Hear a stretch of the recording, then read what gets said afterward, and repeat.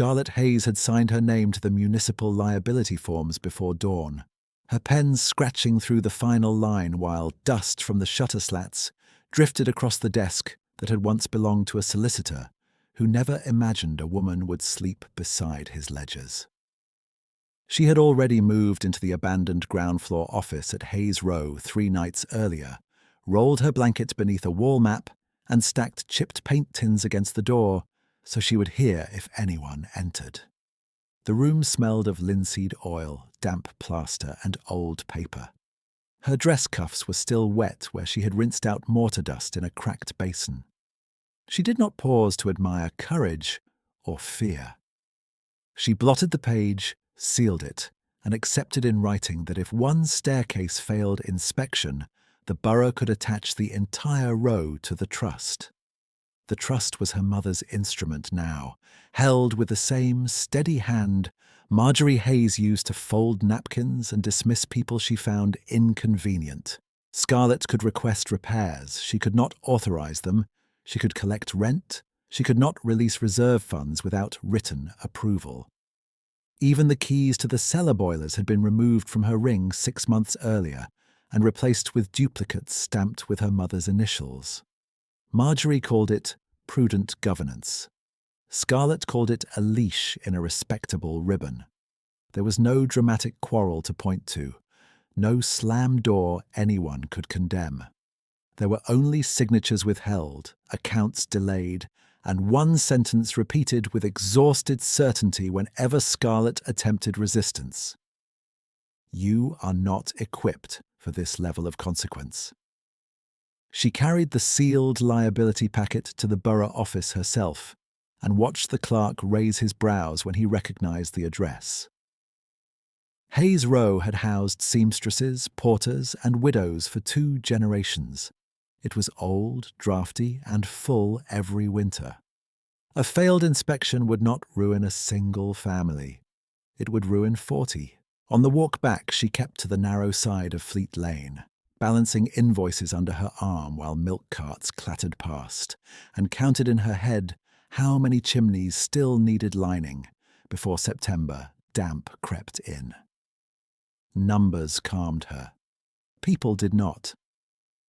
By the time she reached the courtyard arch, she had already decided which repairs she could barter, which she could defer, and which would force her to go once again to her mother and ask permission to preserve the very property that had built the Hayes name.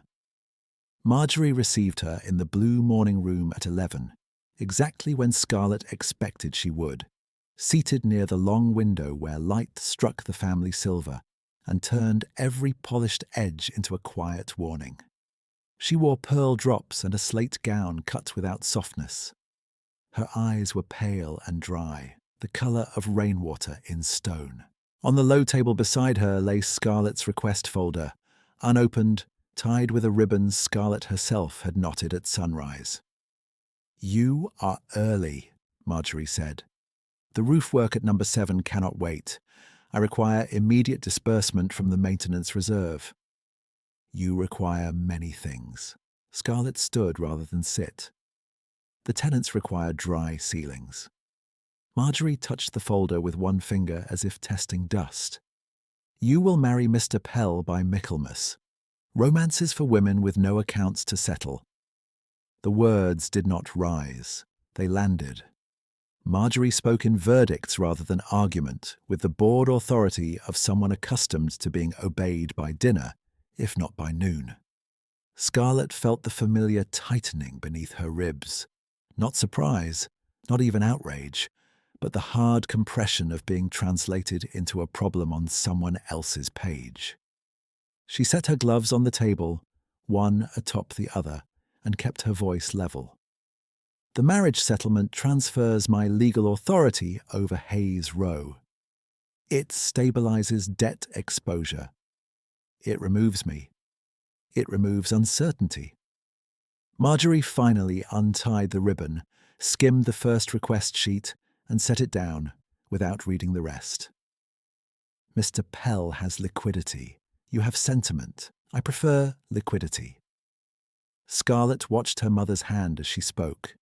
The nails were immaculate, the skin unmarked by labor. Yet that hand controlled every disbursement from an account funded by Scarlett's father's shipping contracts Scarlett had audited since she was 16.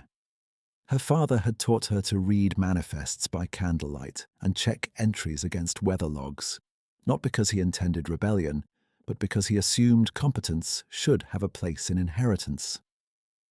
He had died before writing that assumption into law. Marjorie closed the folder and slid it aside.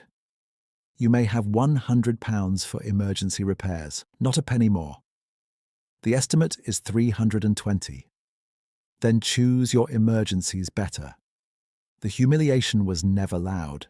That was Marjorie's precision. No raised voice, no spectacle that might invite sympathy from observers.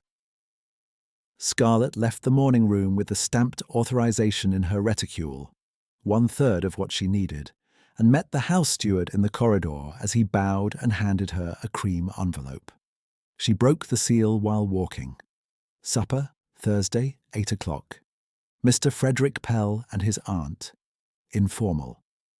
The word informal was underlined once in Marjorie's hand, as if the shape of the evening altered its purpose. By the first week of August, Scarlett had learned how to endure this pattern without ceding expression. She woke before dawn in the office, opened doors along Hayes Row with a lantern in one hand and her clipped keyring in the other, and listened to the building before she listened to anyone else. A pipe moaned in number 2. The upstairs latch in number 9 stuck in humidity. Mrs. Corbett on the top floor coughed through the stairs, and still refused to move downstairs because she liked the view of chimneys at dusk. Scarlett brought her broth at noon, and mended a torn curtain hem in exchange for 2 hours of bookkeeping help, because every exchange mattered now. Men from supply houses addressed bills to Miss Hayes acting, with that final word always faintly emphasized, as though her authority were a temporary stain that would wash out once a husband signed over it. The drawing rooms were worse than the tenements. At Lady Brent's tea that Tuesday she was presented to a visiting cousin as Marjorie Hayes's difficult daughter, the one who could not secure a sensible match, spoken with a smile so smooth it did not register as cruelty until the cousin laughed, then checked herself when Scarlett met her eyes. Scarlett did not explain. She did not defend. She asked whether the lady preferred lemon or milk, and poured tea with a hand that did not shake until she was alone in the retiring room, where she pressed her fingers flat against the marble washstand and counted backward, from 20 until the heat left her face. Something harder than tears formed inside her, as it had each time she was reduced to anecdote in rooms paid for by the rents she worked to collect. Thursday arrived with accounts stacked in uneven columns on the office desk, and the smell of rain trapped in the courtyard stone. Scarlett changed into her least worn evening gown, the dark green one whose hem she had secretly let down twice, and climbed the main house stairs to the supper she had not accepted. Mr. Pell was broad-shouldered, fair, and professionally agreeable, with the polished confidence of a man who had never doubted that signatures followed introductions. His aunt appraised Scarlett's posture before she appraised her face.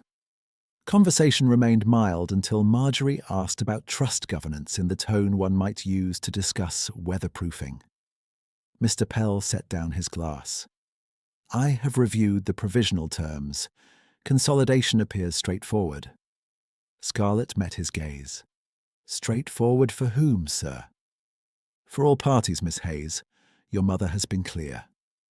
Marjorie did not look at Scarlett when she replied. Clarity prevents unpleasantness. The fish course arrived. The topic shifted to opera. The decision remained on the table like a second centerpiece. Scarlett answered when addressed, asked after Mr. Pell's aunt's rheumatism, and passed the bread with impeccable timing. She gave no one the satisfaction of refusal, because refusal required recognized agency. In that room she had obligation and ornament, nothing between. After the guests departed, Marjorie summoned her to the study with a bell pull she had used since Scarlett was 12. The study smelled of leather bindings and extinguished coal. Marjorie stood by the ledger cabinet, one hand resting on the lockbox that held trust instruments and property seals. "You will cease sleeping at Hayes Row," she said. "It is theatrical. It is practical. It is beneath your station." "Whose station, Mother?" Marjorie's eyes chilled further if such a thing was possible. "Do not mistake temporary inconvenience for moral distinction. You are not a martyr. You are an heiress with declining options." Scarlett held her ground. "I am the manager of those buildings. You are my daughter." There it was, the whole architecture in 6 words. Blood as jurisdiction, affection as enforcement. Scarlett inclined her head once, neither assent nor rebellion, and left before her voice could betray how fiercely she wanted to strike the lockbox with her fist and scatter its ordered papers across the floor. She returned to the office close to midnight, relit the stub of a candle, and sat at the desk with her boots still on, entering rent receipts into a ledger whose spine had split at the middle. On the shelf above her, paint tins leaned like dull metal moons. Outside, carriage wheels thinned to silence. She drew up a fresh repair schedule, recalculated labour against withheld funds, and wrote 3 letters.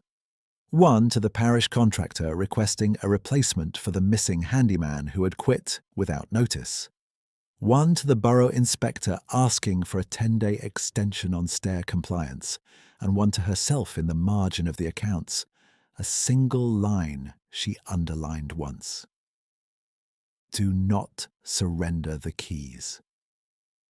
When she finally lay down on her blanket, she slid the ring of master keys beneath her pillow and kept one hand over the shape of them until sleep came.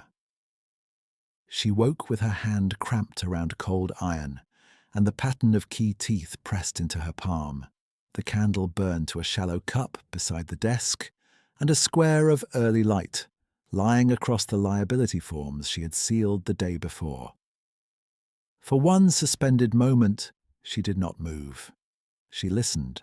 Pipes knocked in the wall behind her in their uneven sequence. 3rd floor, then 2nd, a hollow complaint she had begun to read like a pulse. Somewhere in the courtyard, a child laughed, then was shushed by a mother who had work to begin. The office smelled of wet wool and old varnish. Her back ached from the floorboards. She sat up, folded the blanket once, and pinned her hair with fingers that had gone stiff in sleep. The ring of master keys rode heavy at her waist when she stepped outside. She crossed the courtyard before sunrise, lantern trimmed low, and opened each entry in order, because order was the only mercy she could guarantee. Number 1 first, where the baker's widow on the ground floor woke at 4 and paid in exact coins every Monday. Number 2 second, where the stair rail had loosened and would need bolts by week's end if she could secure iron on credit. Number 3. Third, where the seamstress sisters took turns waiting in darkness, so one could begin stitching while the other boiled oats. The locks had different tempers. She knew each one by pressure and sound. At number 5, she climbed to the top floor with a packet of bread wrapped in cloth and left it on Mrs. Corbett's table without ceremony. The older woman sat wrapped in 2 shawls despite the season, coughing into a handkerchief and refusing the downstairs room Scarlett had offered twice. "You spend money as if it grows in your ink pot," Mrs. Corbett muttered when she saw the bread. "It is from yesterday's surplus."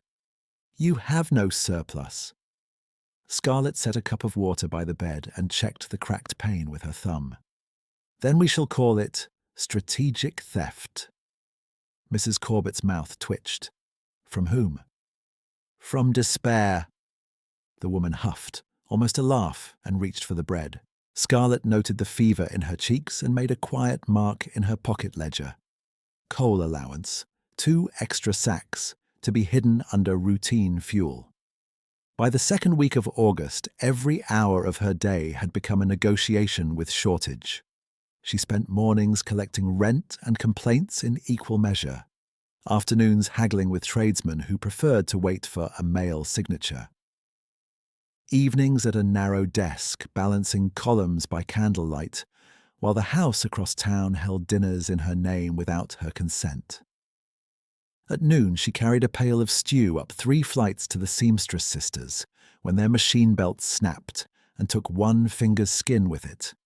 She cleaned the cut, wrapped it, and gave up the last of her own lint cloth. At 2, she met a coal merchant in the lane and accepted an insult wrapped as advice. "Miss Hayes," he said, weighing her with a glance that stopped at her ink-stained cuff. "If your mother managed these matters directly, we should conclude this quicker." Scarlett held his gaze. "If my mother managed these matters directly, your invoice from April would still be unpaid." He blinked, then coughed into his fist and reduced his price by 6%. At 3, she walked to the main house to request access to the cellar boiler key removed from her ring months earlier. The steward met her at the service entrance and blocked the hall with polished politeness. "Mrs. Hayes is receiving callers. I require only the key."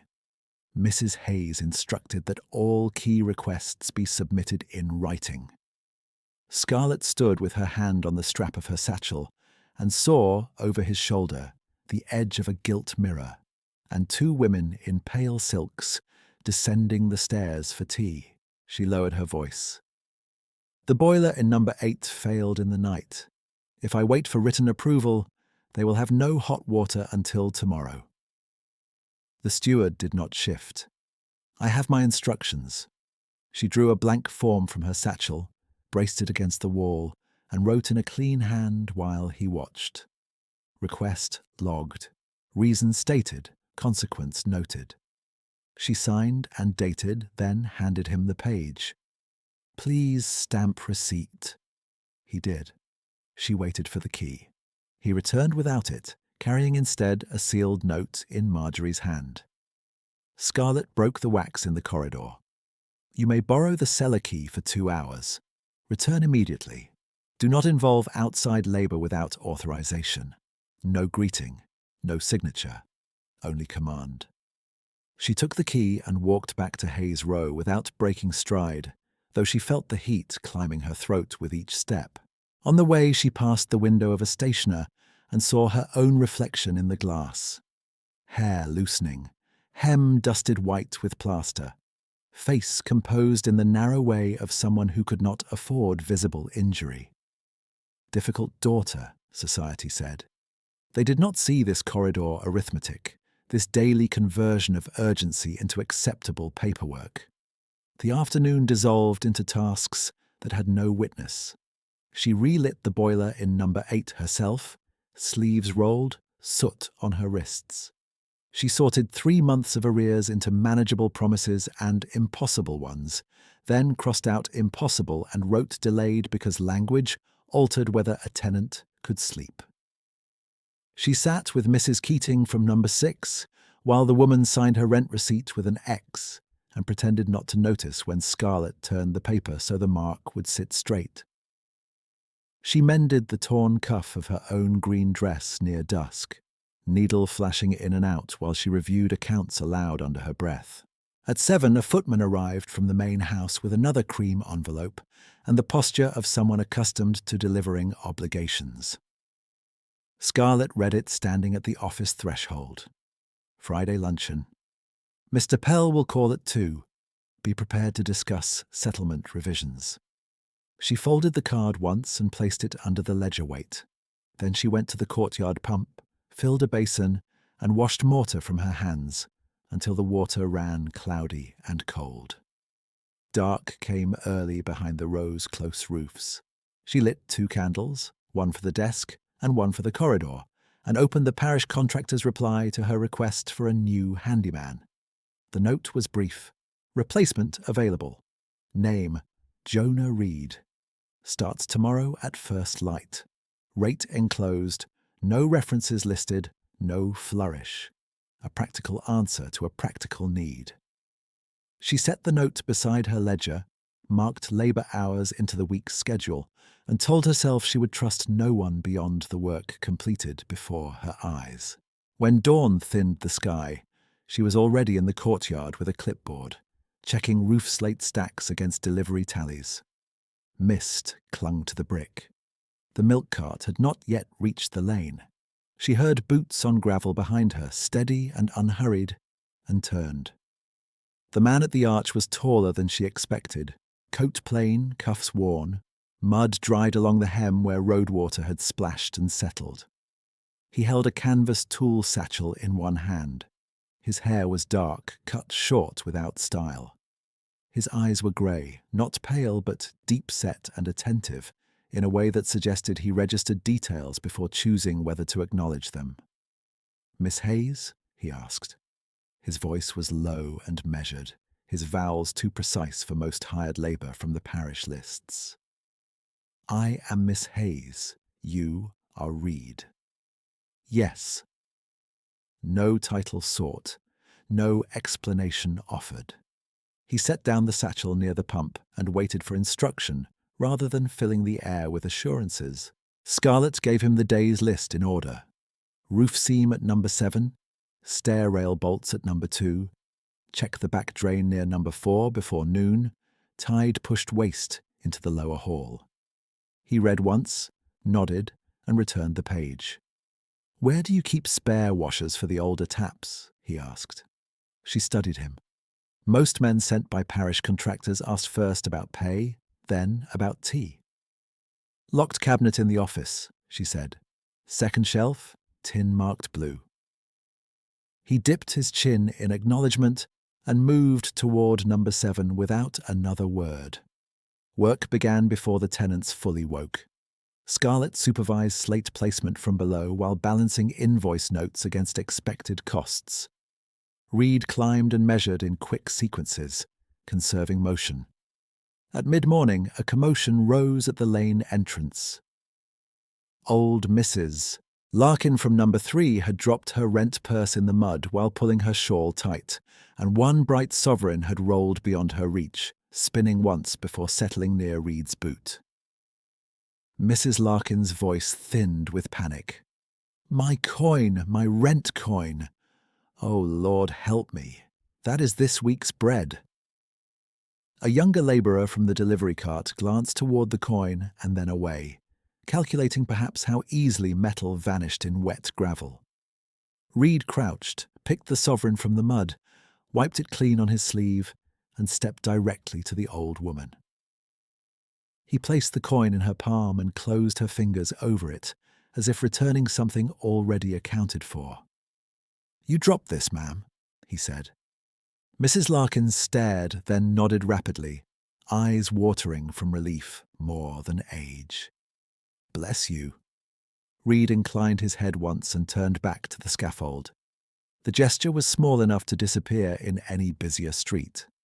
In Hayes Row, it did not disappear. Scarlett had seen men pocket less with greater ease.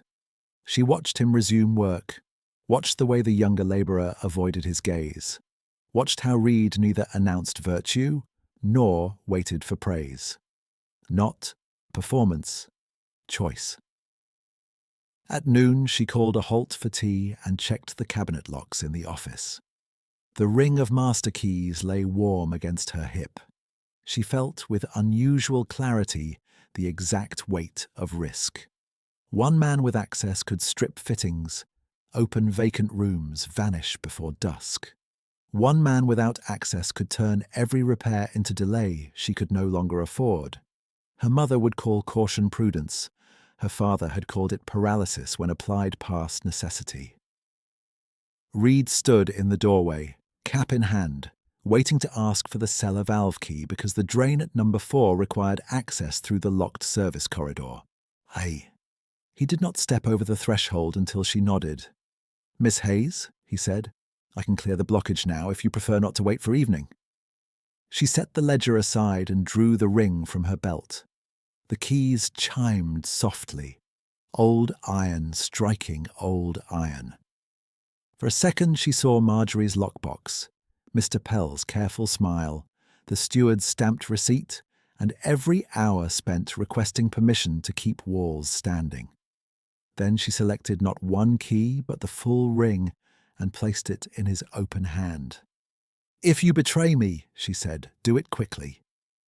His fingers closed around the keys without flinching. Surprise crossed his face only once, then settled into something she could not yet name. "I do not waste time," he replied.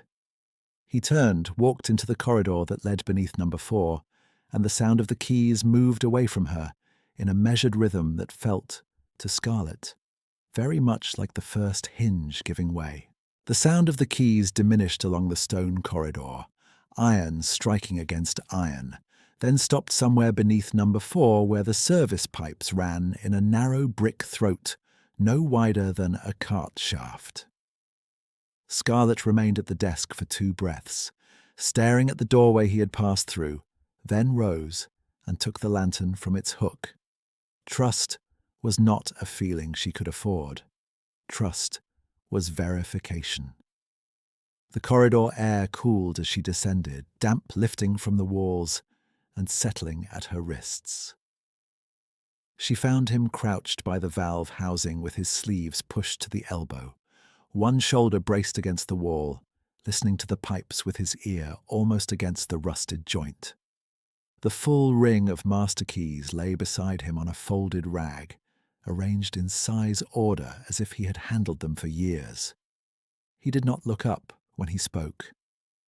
"The blockage is not in the floor drain, it is in the feed line above the elbow. If I force pressure now, number 4's front room will flood." Scarlett held the lantern higher. "Can you clear it without opening the wall?" "Yes, if the upstairs tap is shut first." She nodded once and turned toward the stairs. "I shall do it."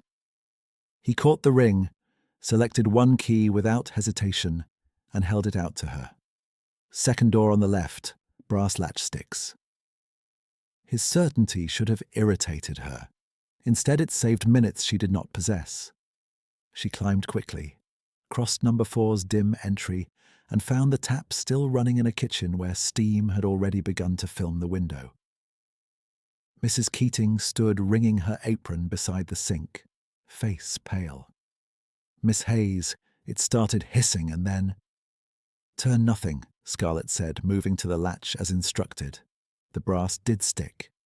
She set her shoulder and pushed, found the stopcock cabinet, and closed the wheel with both hands until the vibration in the wall eased.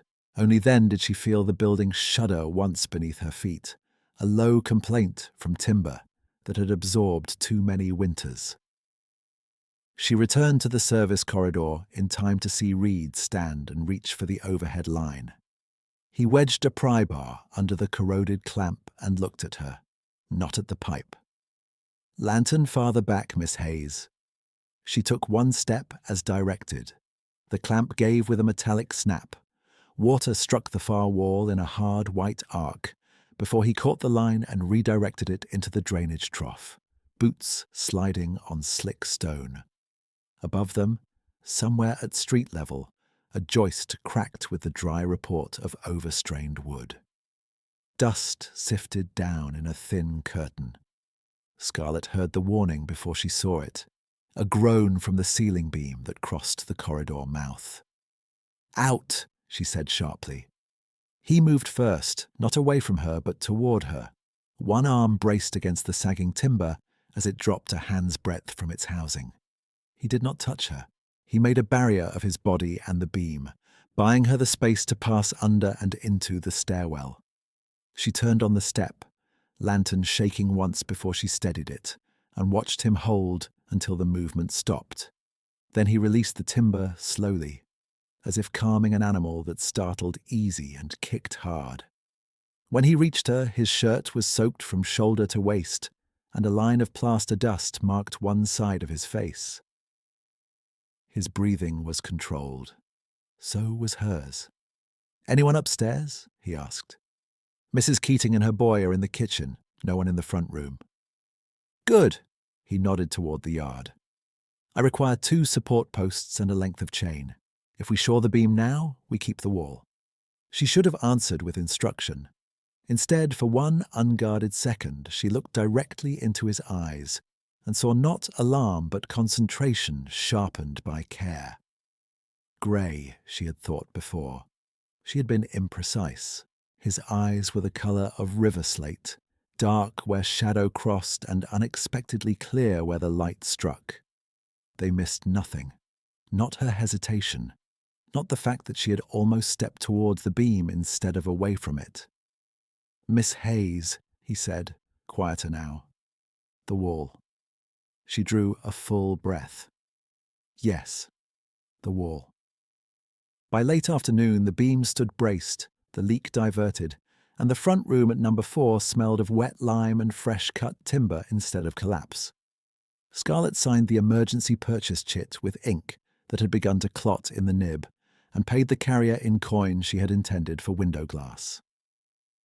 Mrs. Keating pressed both hands to Scarlett's sleeve in gratitude until Scarlett gently freed herself and told her to boil water, not apologies. Reed washed at the pump after the men departed. He returned the full key ring without flourish, each tooth clean, each stem wiped dry. Scarlett took it, clipped it back at her waist, and discovered that her hand had remembered the shape of his palm closing over iron in the office. She disliked that knowledge immediately, and then, because dislike did not alter fact, set it aside. "You addressed me in the corridor," she said, "when you might have shouted." "I did shout. You said Miss Hayes." He met her gaze, expression unreadable. "It is your name." Formal, exact, respect without softness. Something in her chest, held rigid for months against pity and command in equal measure, loosened by a degree so small it might have been mistaken for fatigue.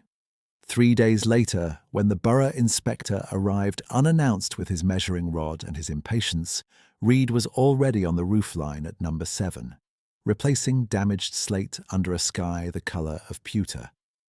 Scarlett walked the inspector through the stairwell reinforcements with ledger pages in hand, citing purchase dates, labour costs, and completion notes while plaster grit caught in the hem of her skirt. Halfway through the second landing, the inspector tapped a patched section with his cane and sniffed. "Temporary," he said. "Stabilizing," Scarlett answered. "By whose authority?" "Mine as acting manager." He made a small, doubtful sound and looked past her toward the courtyard where Reed descended the ladder. The inspector recognized him then, just briefly, in the way his posture altered before his face did.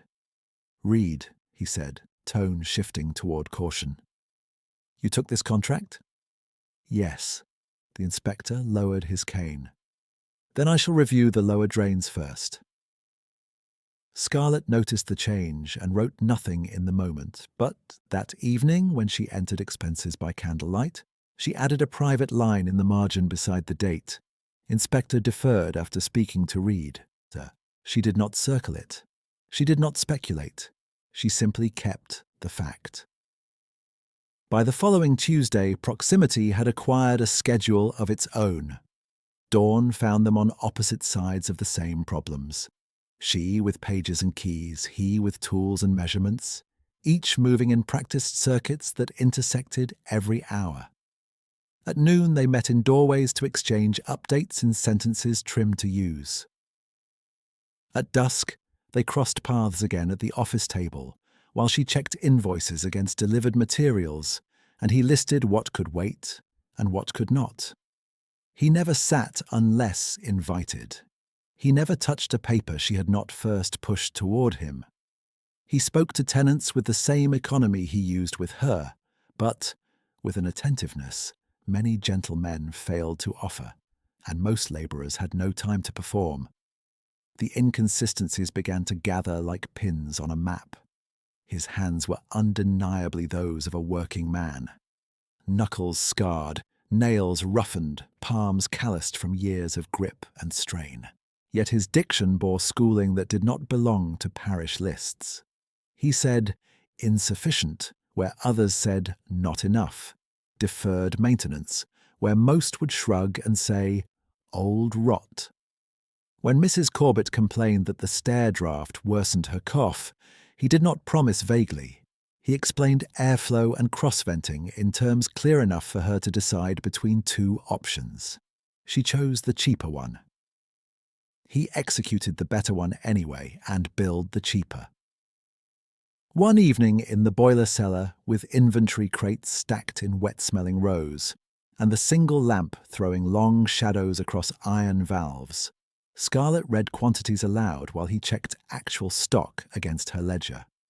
The work was plain and tedious. It should have been silence. Instead, without looking at her, he said, "You have recalculated coal burn by occupancy, not by unit." She marked a line and kept her voice neutral. "The top floors lose heat faster." "Yes, most managers ignore that because averages are easier." "Averages leave Mrs. Corbett cold." He glanced up then, brief but direct. "You do not manage by average." The words were factual. The effect was not. Recognition, she thought, is a dangerous luxury when one has been living on defense. She tightened the string around a packet of receipts and moved to the next crate. "Count the lamp oil," she said. He did, and did not press. A week after the corridor incident, the timber supplier arrived late with a partial load and 3 men in foul temper. The foreman began arguing rates before the cart had fully stopped, loud enough for tenants at open windows to hear. "New schedule," he declared. "Prices rose yesterday. Take it or wait." Scarlett stepped into the lane with her account book and offered the contracted figure. The foreman laughed and looked to his men as if she had misread her own numbers by ornament and habit. From the scaffold, Reed said only, "Unload." The foreman turned. "You giving orders now?" "Yes." Nothing in Reed's tone rose above conversation, but the men moved. One jumped down first. Another reached for the rear pin. The foreman swore under his breath and followed. Scarlett watched the transaction unfold as if a second script ran beneath the visible one, written in obligations she could not yet see. Afterward, she signed receipt for full delivery at contracted rate. Reed returned to the scaffold. Neither commented. By early September, church bells had become her noon clock, because she met him most Wednesdays on the steps of St. Jude's to exchange parish invoices that required witness signatures. The rector's clerk preferred open air to office corridors and insisted all contract revisions be countersigned in public after a dispute the previous spring. Scarlett did not object. Public paper was harder to alter. On the second Wednesday, as they reviewed a drainage estimate, a carriage halted across the lane and released Mr. Denham, director of Ashbridge Bank, a man who had refused her bridge credit in June with a smile lined in regret. Denham saw Reed first. He stopped, removed his hat, and gave a greeting too formal for coincidence. "Good day, sir." Reed inclined his head no more. "Mr. Denham." The banker replaced his hat, glanced at Scarlett as if newly aware she occupied the same step, then continued into the church offices without another word. Scarlett kept her eyes on the invoice until Denham had passed. The paper edge bit lightly into her thumb. "You are acquainted with bankers now?" she asked, aiming for dry. "From previous work." "What sort of work requires hats removed?" He took the signed page from her hand, folded it once, and handed her his copy. "Work that pays on time." It was almost humour. It almost drew an answering smile from her. She did not grant either. She tucked the papers into her folio and descended the steps. That evening, Marjorie's steward delivered another note, requiring Scarlett's presence at a Saturday reception, where Mr. Pell would announce progress toward formal union. Scarlett read it in the office doorway while Reed replaced a cracked hinge 2 rooms away. She folded the note into quarters and slipped it beneath the ledger weight with the others, each command pressed flat until it resembled administration instead of threat. By the third week of September, the rhythm between them had become so established that absence showed like a missing stare. On Monday he was gone until noon, sent to fetch specialty bolts from a yard beyond Holborn, because no local merchant stocked the size needed for No. 2's central rail.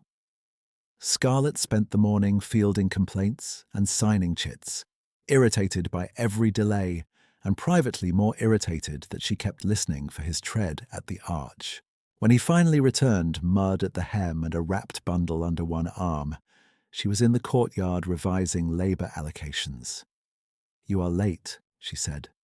"The yard had 1 crate. I acquired 2. "At what cost?" "Less than quoted." He set the bundle on the bench and met her gaze for a beat. "You looked ready to dismiss me." "I looked ready to repair a staircase." His mouth shifted, almost a smile, transforming his face from severe concentration to something unexpectedly young. "Then we should not keep the staircase waiting." She turned away first, ostensibly to check the tally sheet, and discovered she was smiling despite herself at the absurd dignity of the sentence. Not charm, not flirtation, competence spoken in her own language.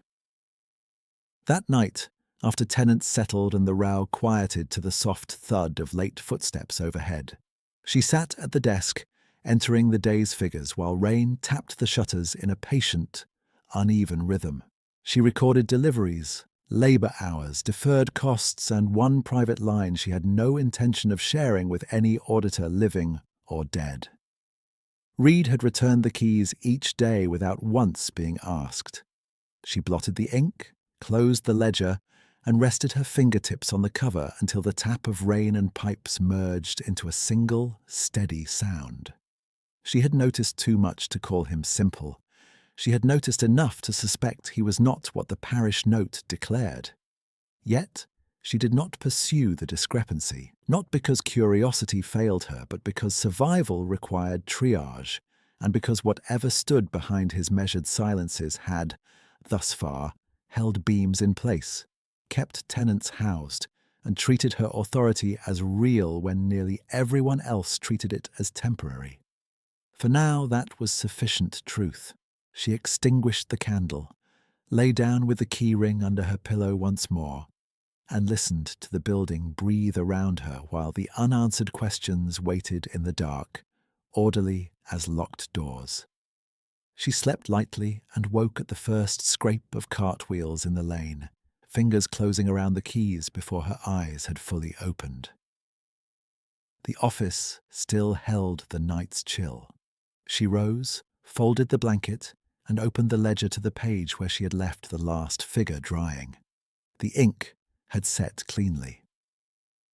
Outside, the courtyard stones shone dark with dew, and the brick arches held the muted sounds of kettles, steps, and doors, as Hayes Row entered another day that would not wait for anyone's feelings. Jonah was already at No. 2 when she reached the stairwell, measuring the central rail with a plumb line while a narrow-shouldered young man steadied the lower end.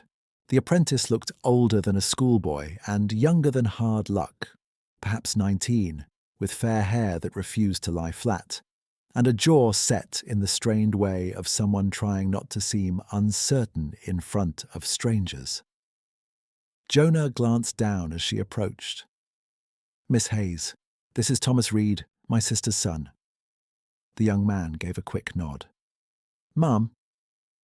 Scarlett returned the nod and studied his hands without making it obvious, blistered in fresh places, workers' hands but newly so.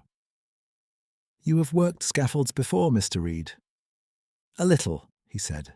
"At South Quay, mostly carrying, some fitting." Jonah's tone remained neutral. "He follows instruction." "Then he may remain," Scarlett said. "No heroics on my roofs." Thomas's mouth twitched despite himself, and for one brief second the severity of the stairwell softened. She handed Jonah the morning schedule and moved on, marking 2 broken tiles in No. 6 and a loose sash latch in No. 9 before church bells struck 9. By late morning, the row had entered its usual strain of noise and negotiation. But one sound split the pattern cleanly. A sudden crack of timber from the rear courtyard scaffold, followed by a thud and an oath cut short.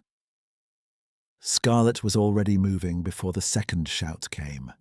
She reached the yard to find Thomas sitting hard against the wall, one leg bent awkwardly, both hands clenched around his left wrist.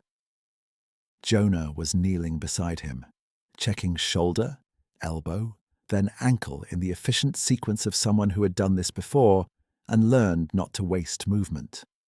"Do not stand yet," Jonah told the younger man. "I can stand," Thomas said through his teeth. "You can wait." Scarlett crouched at Thomas's other side. His face had gone chalk pale beneath freckles. Sweat stood at his hairline, though the day was cool. "Can you move your fingers?" He opened and closed them with visible effort. "Aye." "Good," she said. "Pain in the wrist only." "And the ankle. I came down wrong." Jonah looked at her. "No break that I can feel, but he needs strapping and rest. I must fetch the apothecary from Fleet Lane." "I will stay with him," she said. Jonah gave one sharp nod, rose, and crossed the yard at speed, Cotham catching dust as he vanished through the arch. Scarlett stayed where she was, keeping Thomas talking while Mrs. Keating brought a folded blanket and the baker's widow pressed a cup of water into his uninjured hand. Pain made him restless and apologetic in equal measure. "I slowed him," he muttered, eyes shut. "Uncle said mind the brace pin and I—" "You slipped," Scarlett said. "That is all." He gave a strained laugh that ended in a hiss. "He will say the same, then make me practice ladders in the rain." At noon, with the apothecary not yet arrived, two men in dark coats entered the yard carrying a ledger board and the brittle confidence of official inconvenience. One was a constable. The other wore the narrow smile of a clerk sent to collect what fear could not. "Thomas Reed," the clerk called. Thomas opened his eyes and went still. Scarlett saw the change travel through him like cold water. The constable stepped forward.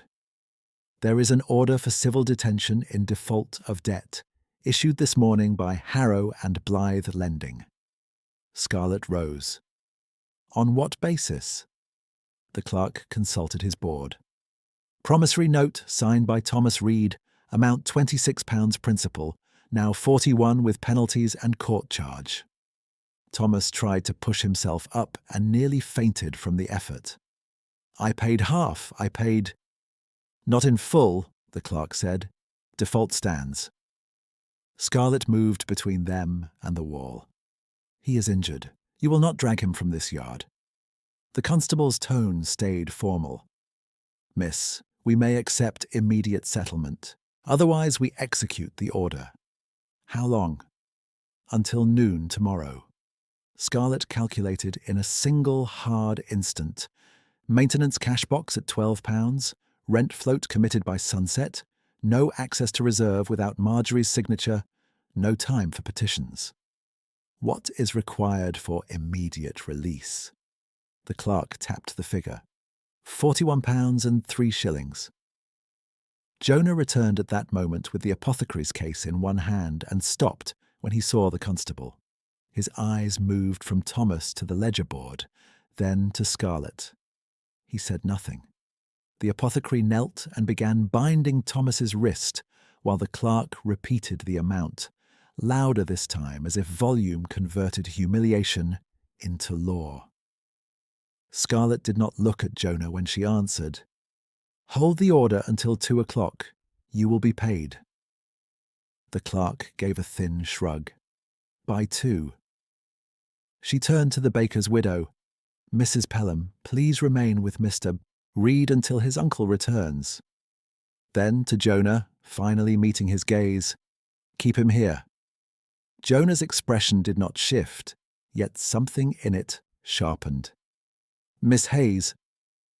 "At 2, she said, and left the yard before anyone could offer her alternatives she did not have.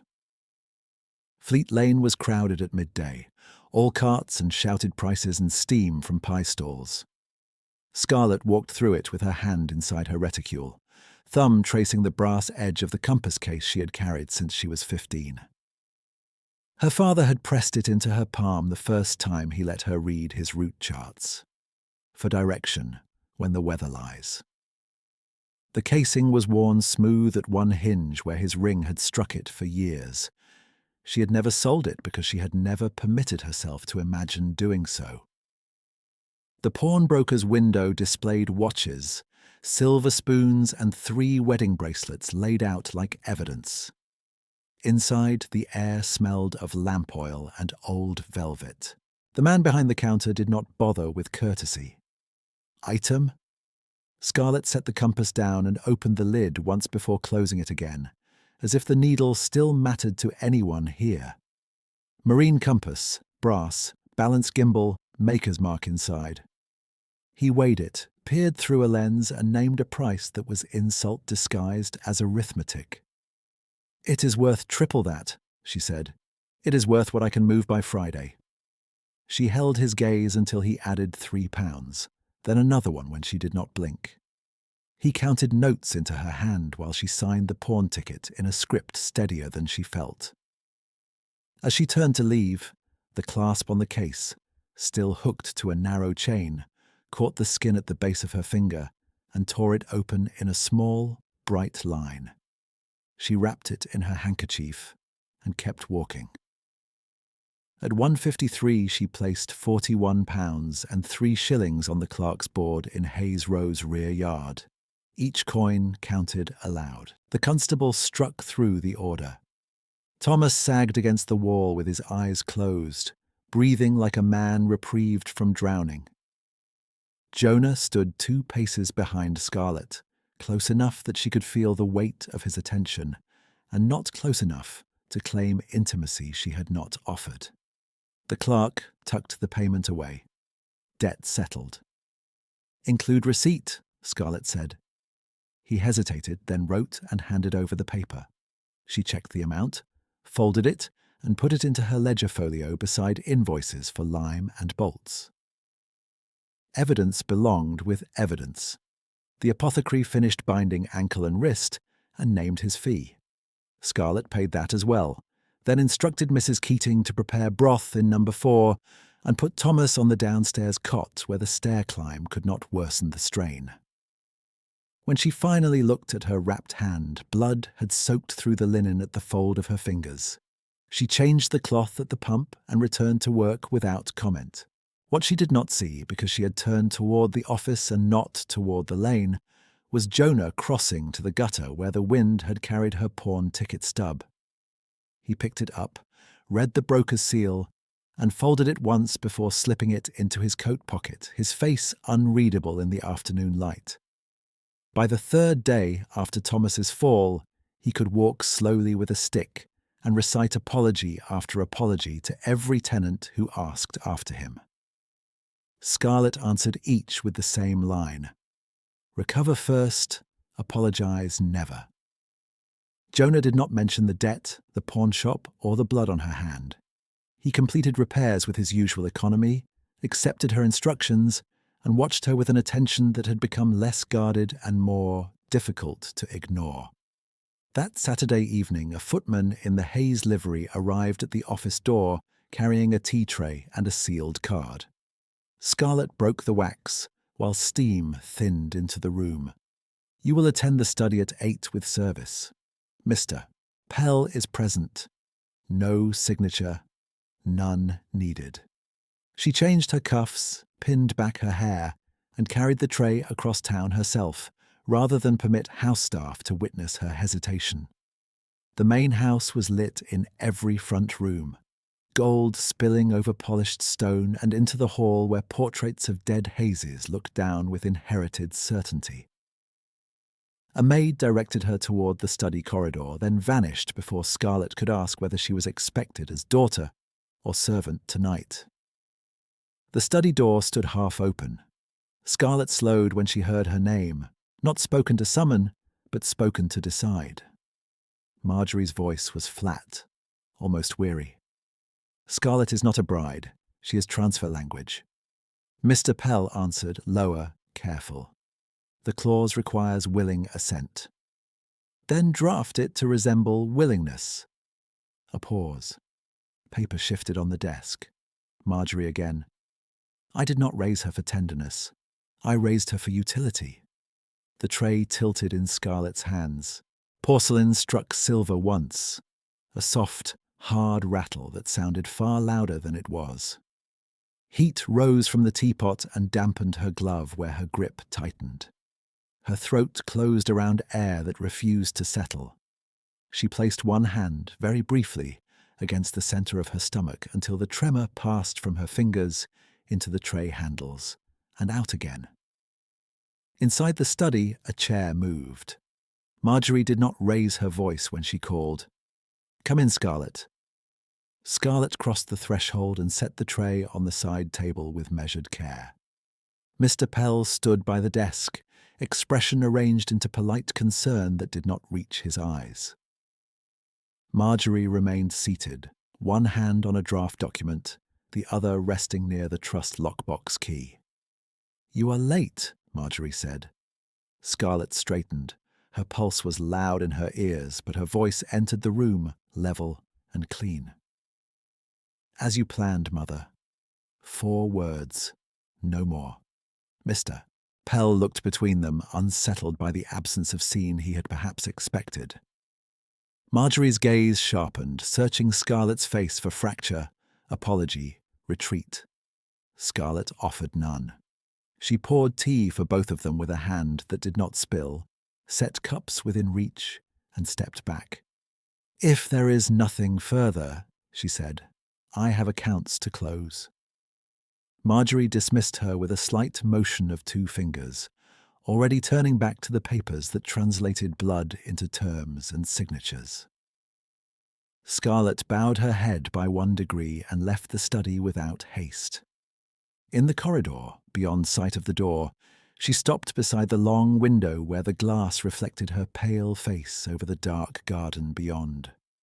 She stood there until the kettle heat left her gloves. Then she walked down the service stairs, out through the side entrance, and back toward Hayes Row under a sky gone clear and cold, her injured hand throbbing in time with her steps, and something harder than grief forming, precise as iron, around the place where obedience had lived. Scarlett reached Hayes Row with the taste of boiled tea still at the back of her throat, and unlocked the office door with fingers that had stopped trembling only because she had given them work to do. Inside, the candle she had left guttered low and bent. Wax pooled over the saucer in a pale ridge. She shut the door, set the bolt, and stood in the middle of the room while the building settled around her in familiar sounds. A pipe click, a floorboard sigh, wind at the upper sash. Every sound said home. Every sound said temporary. She took down the canvas satchel from its nail and began to pack without pause. 1 shirtwaist, 1 wool skirt, stockings, account books tied with twine, the folio with tenant receipts, the civil detention receipt for Thomas Reed, and the municipal liability forms she had signed before dawn, what now felt like weeks ago. The key ring remained at her waist. She added the ink bottle wrapped in cloth, 2 pens, sealing wax, and the list of deferred repairs that would become accusation if she did not document why they had been deferred. At the bottom of the satchel, she slid the cream cards from Marjorie and stacked them face down. Command, beneath command, beneath command. On a fresh page, she wrote 3 notes in a hand that held steady because the words were administrative and therefore survivable. The first she left for Mrs. Keating with instructions for stair checks at 6 and 12. The second she addressed to the borough clerk, requesting immediate filing before ordinary queue. The third she folded without direction for Jonah. 1 line only. Attend registrar at 9. Witness required. Bring parish contract copy. By midnight she had balanced the petty cash, sealed the rent float for morning collection, and tied the satchel closed. Then she crossed the courtyard again, not toward the tenants, but toward the carriage road that led to the main house. The side entrance was unlatched. House staff moved quietly at that hour, silver put away, fires banked, rugs beaten in distant halls. Scarlett walked through shadowed corridors she knew by memory rather than sight, and reached the study with no one announcing her. The door was not fully shut. Marjorie sat at the desk in lamplight, spectacles low on her nose, reviewing draft pages with the indifferent concentration she reserved for other people's futures. "You were instructed to remain at Hayes Row tonight," Marjorie said without looking up. Scarlett stepped inside and closed the door behind her. "I require the trust signet." That lifted Marjorie's eyes. "For what purpose?" "For lawful filing." Marjorie set down the pen. "You will not file anything without my review." "I have reviewed enough for both of us." The lockbox sat on the side cabinet, black leather corners polished by years of handling. Scarlett saw the tiny key on its chain beside Marjorie's right hand. She did not ask twice. She walked to the desk, took the key when Marjorie moved to block her, and opened the lockbox before either of them could pretend this remained a discussion. Inside lay share instruments, trust amendments, the Pell settlement draft, and the silver signet used to execute trustee orders. She lifted the signet and placed it in her satchel. Marjorie rose slowly. Her voice stayed level. "You mistake defiance for capacity." Scarlett met her gaze. "No, I mistake nothing now. You have no standing without this house. I have tenants. You have obligations you cannot carry. Then I will fail on my own terms." For the first time that night, a trace of heat entered Marjorie's expression. Not grief, not fear, but affront that protocol had been breached in her own room. "If you leave with trust property, I shall report theft." Scarlett set the empty lockbox key on the desk between them. "Report it by morning. I shall be at the registrar." She walked out with the satchel over one shoulder and did not look back. In the front hall she passed Mr. Pell descending the main stair in evening coat and gloves, perhaps departing late from whatever arrangement had been drafted for her without her. He paused when he saw the bag. "Miss Hayes," he said, careful, "this spectacle is unnecessary." She shifted the satchel strap higher. "The engagement is withdrawn." "That is not solely your decision." "It is now." He stared at her for a beat too long, then drew himself up around injured propriety. "Your mother will regret your rashness less than you will." Scarlett inclined her head. "We shall compare notes." Outside, the night air cut sharp and clean. She returned to Hayes Row on foot, opened her office and sat at the desk until the clock at St. Jude's struck 5. She did not sleep. She copied petition language from statute sheets, attached tenant affidavits she had gathered over months, listed disbursement denials with dates and consequences, and clipped each sheet with twine in exact order. When dawn light touched the sill, she pinned her hair, changed her cuffs, and carried the satchel to the registrar's antechamber. The room smelled of damp wool and sealing wax, crowded with clerks, petitioners, and the low friction of people who had come to ask law for permission to keep living. Scarlett waited her turn, then placed her packet on the counter and spoke clearly. "Petition for temporary suspension of trustee authority under self-dealing and coercive settlement clauses. Filing party. Scarlett Hayes, acting manager of Hayes Row." The clerk looked up at her name, then at the signet she set beside the papers. His brows rose. "Supporting witness?" "Jonah Reed, contracted maintenance supervisor, Hayes Row." He stamped the first page, then the second. "Fee." She paid in coin she had not meant to spend this week. The clerk tied red ribbon through the packet and entered the case in a ledger that would circulate by noon to every office where her mother's signature had once travelled unchallenged. A messenger from the main house arrived before 10, breathless and offended on Marjorie's behalf, with a note folded so sharply it could have cut skin. Return at once. Filing to be withdrawn. Mr. Pell expects immediate clarification.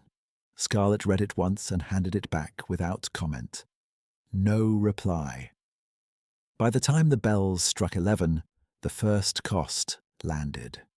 The Ashbridge bank manager, who had finally agreed to a small revolving credit against projected winter rents, sent word that the line was suspended pending trustee confirmation.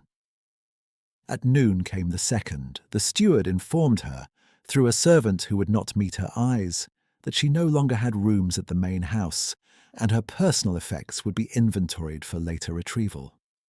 The third arrived in person at 1 Mr. Pell's solicitor, who bowed in the office doorway and delivered a single page dissolving all matrimonial negotiations on grounds of material instability and public impropriety. Scarlett signed receipt and filed it under correspondence. Closed. 3 days passed before the preliminary hearing convened, and each day required new mathematics. She paid lime suppliers in half installments, promised the coalman stage settlement, and moved into stricter economies she did not discuss with tenants.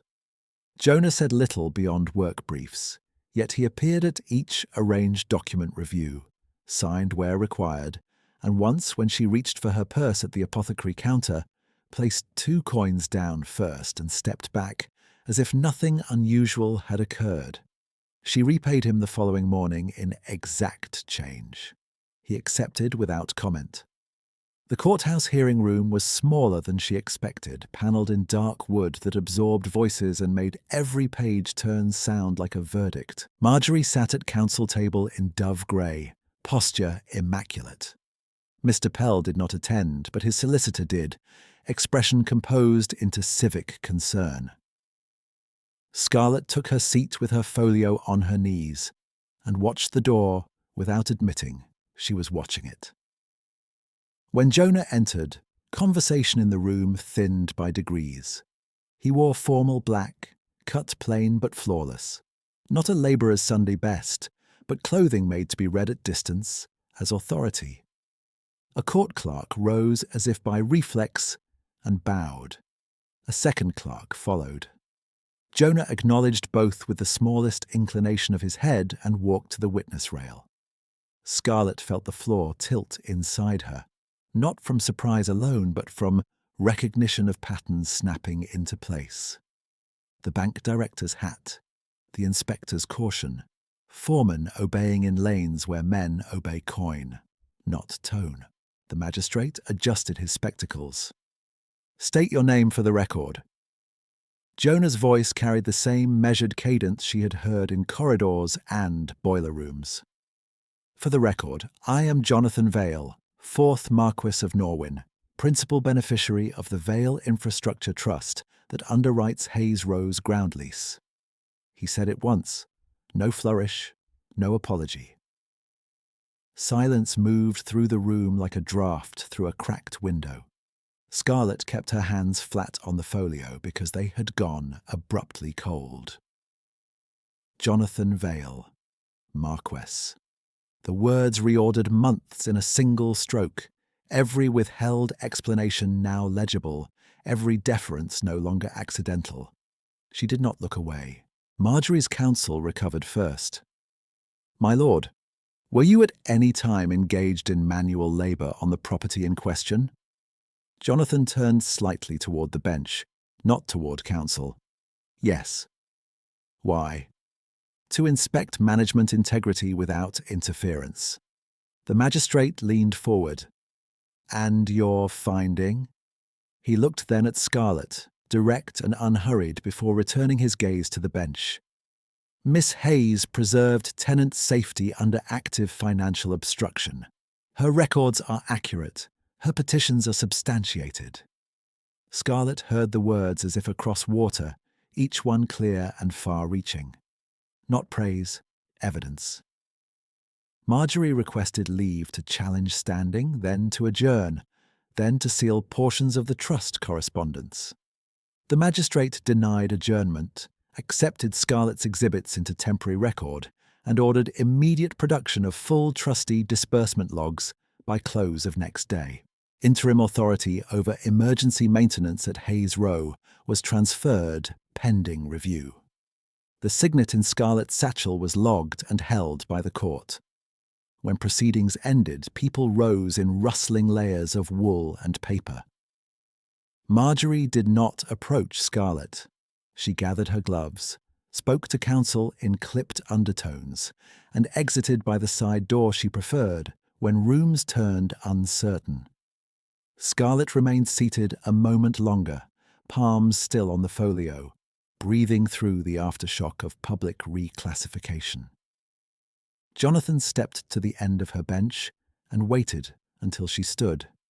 "You filed without delay," he said. "Yes." "Good." No title passed between them, no demand for explanation. Around them, clerks carried away exhibits and dust motes turned in the high window light as if nothing in the world had altered. Yet when Scarlett took back her folio and felt its reduced weight where the court had removed the signet for record, she understood that a different ledger had opened, one in which her name had finally been entered in ink that would not wash out.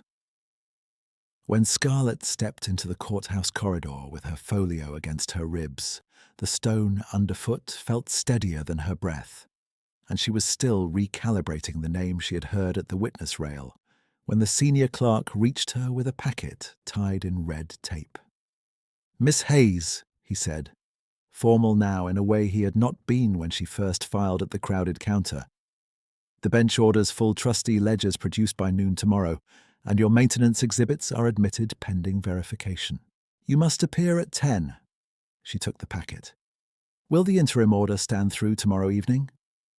"It will stand until revised in open court." He lowered his voice. "The magistrate has also directed the borough inspector's extension request to be attached to your file. It appears your earlier letter was never forwarded." Scarlett felt the old anger, clean and sharp. The extension she had requested weeks ago, the one she had rewritten by candlelight after the first went unanswered, had been sitting in some drawer while ceilings leaked and stairs split. She nodded once. "Thank you for the record." Jonathan waited several paces away, near a window where pale light caught the wet sheen on the stone. He did not move toward her until the clerk stepped back. Up close, in formal black, rather than work coat and mud-stiff hem, he looked less changed than revealed, as if he had merely removed one layer of practical concealment and kept the same disciplined stillness beneath it. "You are not obliged to walk me out," she said. "I am aware." They crossed the courtyard in silence that did not strain. At the carriage line he stopped and held out a folded slip of paper. It was the pawn ticket, smoothed and flattened. "I found this in your yard the day Thomas was served," he said. Scarlett took it, thumb resting over the broker's seal. "You read it?" "Yes." She waited for censure. Gratitude demanded. Some aristocratic correction disguised as care. It did not come. "I redeemed the compass this morning," he said. "It is at my solicitor's office under your name, not mine. You may collect it whenever you choose." Her throat tightened once, then settled. "That was not your debt." "No," he said. "It was your father's instrument. Debt and value are not identical." She folded the ticket and placed it in her folio beside the detention receipt she had insisted on obtaining in the yard at 1:53. Evidence beside evidence, choice beside choice. "Thank you, Lord Norwin." His gaze held hers for a beat.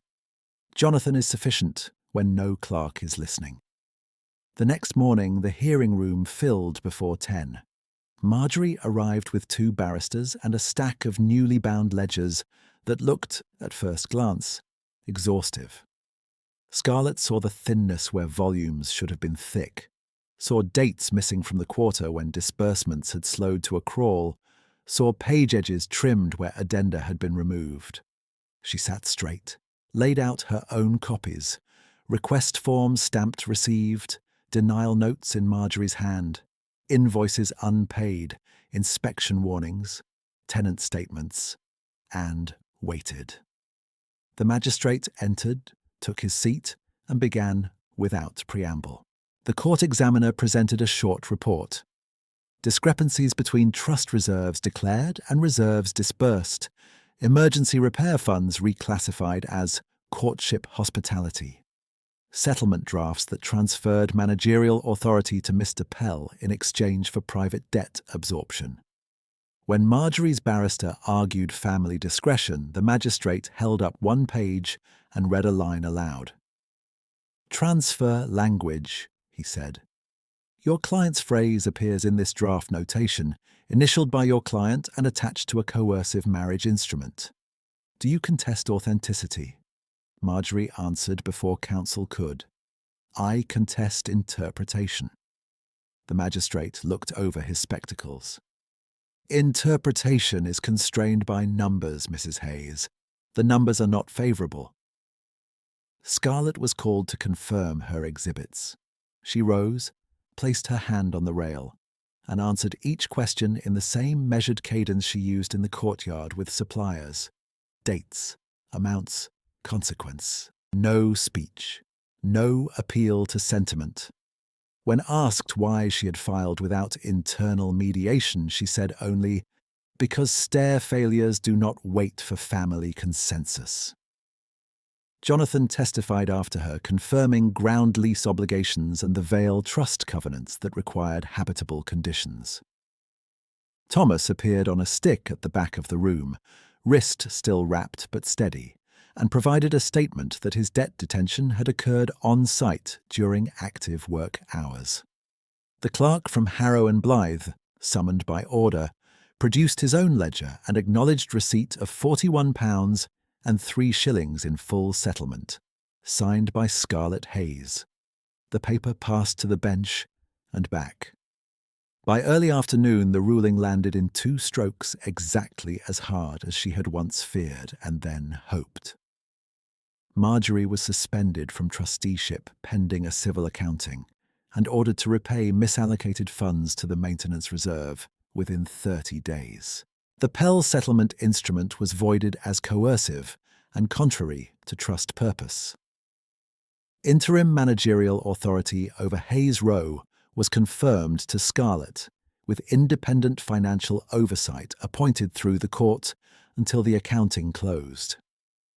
Marjorie stood very still while the order was read. Only her fingers moved, smoothing one glove against the other with that same bored precision that had ruled drawing rooms and dinner tables. In the aisle, as people began to rise, she turned to Scarlett and spoke in a low voice, meant for one target only. "You have traded protection for spectacle." Scarlett met her eyes. "For keys, mother." Marjorie's mouth thinned. She walked out by the centre door this time, not the side, because there was no longer an arrangement left to preserve. 3 days passed before the bank sent for her again. Scarlett entered Ashbridge's director's office with her ledger satchel over one shoulder and found Mr. Denham already standing, hat in hand though they were indoors, the gesture now fully legible in light of everything she knew. "Miss Hayes," he said, "the credit line suspended last week is reinstated effective immediately, with revised terms favourable to your current authority. We have received the court order." He slid papers across the desk. The rate was lower. The collateral requirement had been reduced to projected rents and municipal compliance milestones, not trustee countersignature. Scarlett reviewed each clause, marked 2 ambiguities, and handed it back. "Strike the acceleration trigger tied to marital status," she said. Denham blinked, then coughed into his fist. "Of course, that clause is obsolete." It was always obsolete. He signed the correction in front of her. She signed below. When she stood to leave, he hesitated. "What happened at St. Jude's?" he said. "When I greeted Lord Norwin and failed to greet you in equal form, was discourteous. Scarlett adjusted the satchel strap. Noted. That evening she walked to the solicitor named on the pawn ticket and received her father's compass in a small velvet box with a receipt already paid. She opened the lid on the pavement outside, watched the needle settle, and felt a quiet, unshowy steadiness return to the centre of her chest. By the first Monday of December, Hayes Row's courtyard held a long oak table where broken crates had once been stacked, and sunlight reached farther now that the overgrown vine by number 6 had been cut back from the upper windows. Scarlett sat at the table in her work dress with a wool shawl around her shoulders, reviewing renewed tenant contracts one by one, while Mrs. Corbett argued cheerfully with the baker's widow over whose turn it was to mind the kettle.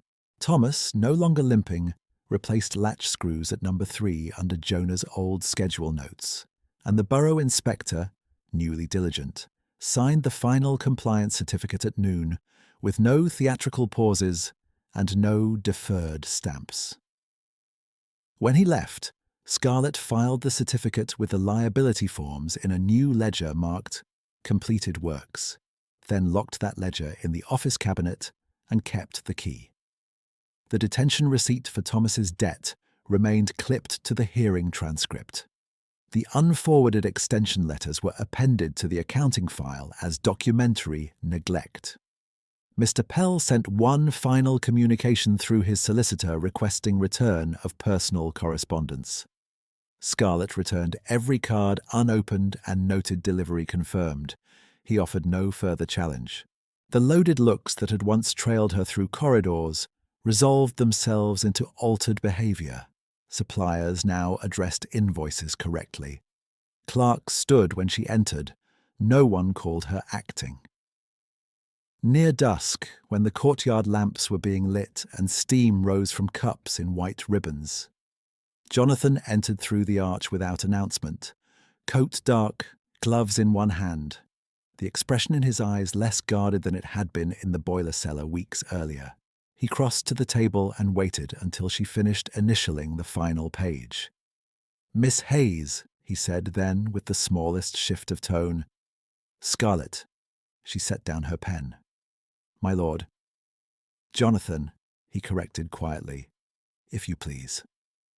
She looked at him, at the man who had returned every key, tested every beam, and told the truth in court, without turning her into an ornament of his mercy. "Jonathan." He placed a document on the table. Transfer confirmation from the court-appointed overseer and the Vale Trust, converting the ground floor office and courtyard operations lease to a direct ownership stake in her name, contingent on occupancy standards she had already met. "The last signature cleared this afternoon," he said. "You own this table, that office, and the management house rights outright." Scarlett read the final line, then closed the document with her palm resting over her own name. Around them, tenants moved through evening routines that no longer sounded temporary. "There is one matter left," Jonathan said. She reached for her key ring before he asked, iron warm from her hand. The ring had changed over months. Duplicates removed, boiler key restored, 3 new cabinet keys added, 1 old bent key retired, and kept in her drawer because it had failed honestly for 20 years. She slipped 1 key free, the side gate key to the courtyard and office, and held it between 2 fingers. "State your terms," she said. He almost smiled, and when he did, it transformed his face from disciplined reserve to unmistakable warmth. "Do not disappear behind locked doors when the load is heavy. Allow me to knock, and when needed, to enter." Scarlett placed the key in his open hand, the same deliberate motion with which she had once risked everything in a damp office doorway. This time there was no wager beneath it, only consent. "1 key," she said, "no assumptions." "Agreed." He closed his fingers over the iron and looked at her as the last light settled over brick and glass, and the courtyard she had fought for moved around them in ordinary, hard-won peace. She rose, gathered the signed contracts, and walked with him to the office door she no longer needed permission to open.